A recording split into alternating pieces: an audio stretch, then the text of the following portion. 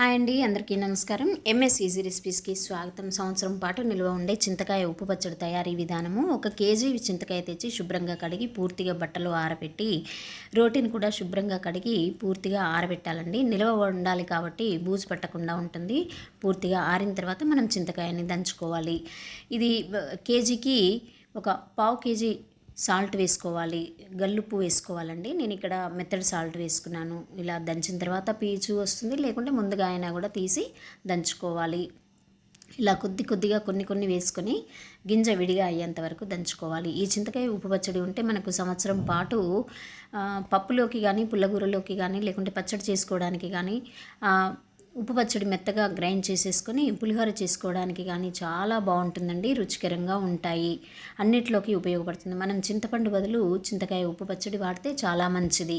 ఇక మెత్తగా గ్రైండ్ చేసేసుకొని ఇందులో కొద్దిగా పసుపు యాడ్ చేసేసి గాజు సీసాలో భద్రపరచుకోవాలి. Please like, share, subscribe.